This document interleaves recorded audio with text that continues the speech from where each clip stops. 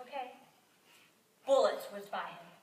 With a pounding heart and breaths coming in short gasps, his eyes darted back and forth, searching frantically for anywhere to hide. He was running for his life. He was 6 years old. Alex Senjamana survived one of the most horrific crimes against humanity, the 1994 Rwandan genocide. During this bloody 100-day rampage, he witnessed his family's murder and narrowly escaped death himself. The orphanage became his home for a year. Yet in the midst of his darkness, Alex received a simple gift that would help to change his life forever. Today I want to share with you how God is using Operation Christmas Child to impact lives beyond the box. Now perhaps you've heard of this ministry, but even if you've been involved for years, I pray that God would reawaken the wonder at his tremendous work. The concept itself is rather simple. Operation Christmas Child collects hand-packed shoeboxes from 10 countries and sends them to impoverished children around the world. And though it's not just for Christmas, these shoeboxes are actually distributed all year long. Dave and Jill Cook began the program in 1990 when they sent 9 trucks full of aid supplies and shoebox gifts to war-torn Romania. Then in 1993, Franklin Graham from Samaritan's Purse adopted the project and expanded its reach across the globe. God is using Operation Christmas Child to impact lives beyond the box. And we're going to explore this through the 3 Ps. My personal involvement, the power of these simple gifts, and how you can participate. Operation Christmas Child holds a special place in my heart. I packed my first box when I was 5 years old and have been packing ever since. I always loved watching promo videos of ecstatic children with their boxes, and I dreamed of being the one to hand it to them. I didn't realize the scope of the project, though, until I volunteered at a processing center when I was 13.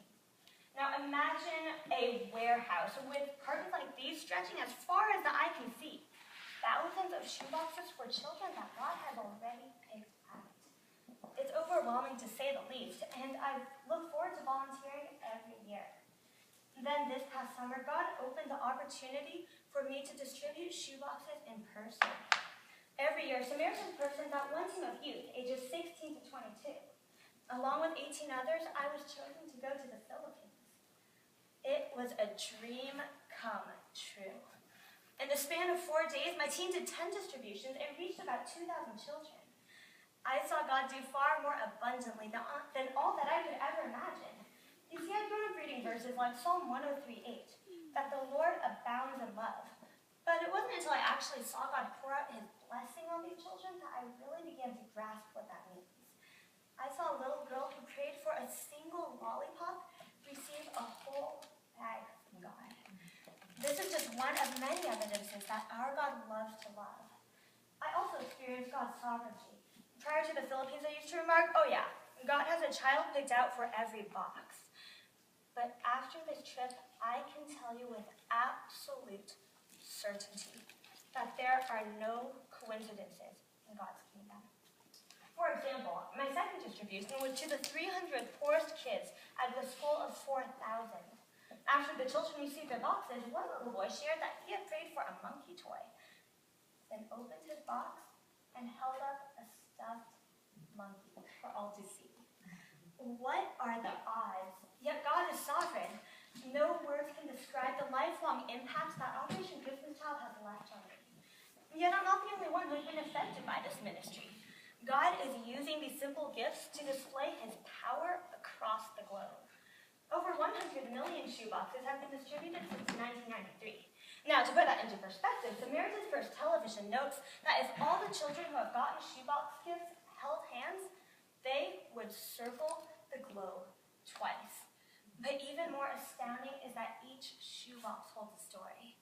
When Operation Christmas Child came to a Filipino cancer ward, a scrawny girl, her hair gone from chemo, was among those who received a shoebox. But when her bony fingers lifted the lid, what was inside but hair bows and hair clips? The worker who had given her the box was horrified. I'm so sorry, Mom. I have no control over these boxes.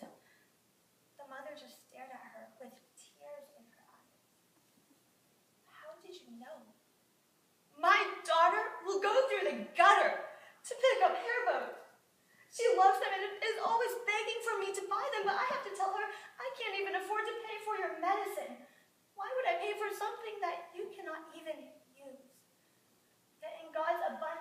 he gave this precious little girl hair bows, a whole box of them. Incredible. Or take this distribution in Mexico. As she walked into the church with her baby in her arms, a 13-year-old girl received a shoebox.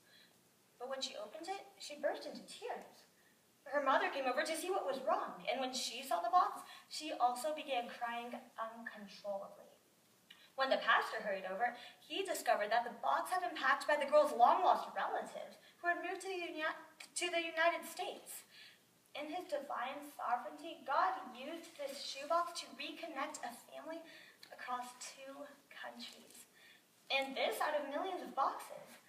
But even more importantly, God is using Operation Christmas Child to impact the eternity of people around the world. The heartbeat of the program is to introduce children to Jesus. Brother Algie from the Philippines describes it this way. For us, it's not shoebox. It's shoebox to the Bible. Shoebox to the gospel.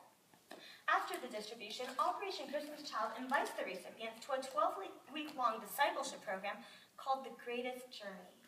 Those who graduate receive a Bible and commit to sharing the gospel with and praying for 9 family members and friends.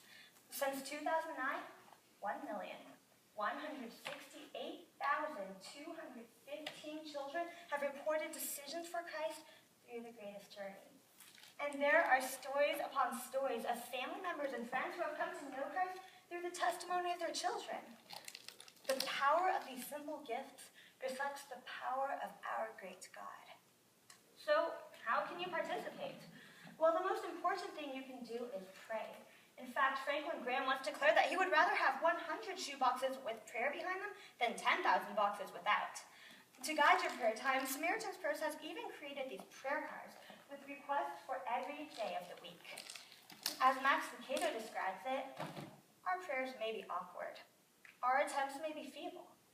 But since the power of prayer is in the one who hears it and not the one who asks it, our prayers do make a difference. In addition to praying, you can pack a shoebox. And once again, no, it's not just for Christmas. I actually know many people who pack shoeboxes all year long. If you have never done so, SamaritansFirst.org/Operation Christmas Child can walk you through the process step by step. But perhaps you have been packing for a while like I have. Well, what I didn't know until this year is that people come together and coordinate packing parties to pack hundreds or even thousands of shoeboxes. The way it works is that there are shoeboxes at one end of the room, as well as tables full of school supplies, hygiene items, toys, stuffed animals, and of course candy. It's as simple as picking up a box and filling it with the items of your choice. Now, these packing parties have the ability to impact the community even as they reach children overseas.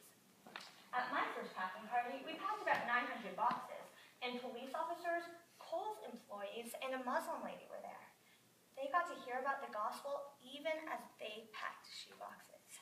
Again, people start preparing for these parties as early as the day after Christmas. Whether you decide to pray or coordinate a packing party, know that what you are doing has the power to impact lives beyond the box. Perhaps for eternity.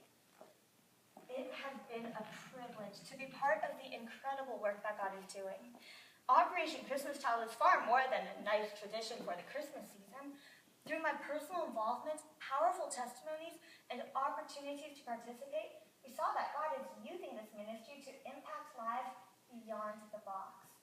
His work continues throughout the whole year, and his miracles may span a lifetime. Remember Alex, the 6-year-old survivor of the Rwandan genocide? Well, after receiving his box, he joined the African Children's Choir, and God opened the door for him to come to America for school. Last March, he returned to Rwanda, to the orphanage where he had been raised, this time to pass out shoeboxes. On the trip, he also sought out the very man who had killed his family. Instead of revenge, he offered him forgiveness and told him about the love of Christ. What a testimony. This is why I pack shoeboxes. This is the power of a symbol.